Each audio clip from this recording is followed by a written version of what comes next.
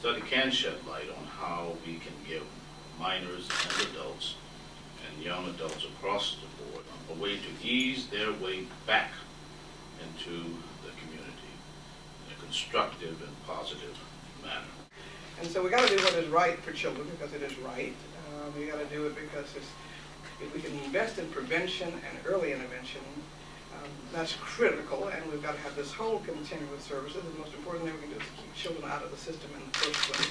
But when they do get into trouble because our systems have failed and push them on along, we've got to make sure that we don't give up on them and get them back into the community, get them back into school, get them back into the possibility of productive work, and provide them the continuous supports that they need.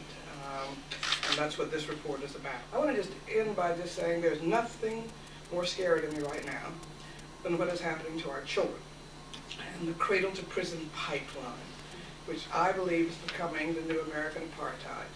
And we need to wake up and see it. A black boy who was born in 2001 has a 1 in 3 chance of going to prison in his lifetime, and a Latino boy, a 1 in 6 chance of going to prison in their lifetime. We're the world's biggest jail, and it's something we want to be ashamed of, and we should be trying to break it up, and we should not be criminalizing more and more children at early and earlier ages.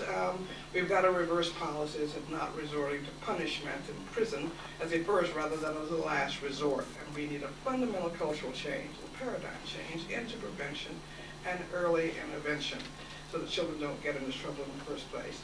Part of the thrust of our perspective is that smart, progressive policies that manage these issues result in taxpayer savings. Reentry programs are cost-effective, particularly when compared to incarceration. So I think we have to begin to think about how much money we are currently spending and imagine, if you would, how much money we can save by avoiding causing a person to re-enter as a result of reoffending, and knowing full well that the reoffense will occur unless there are intervention strategies in place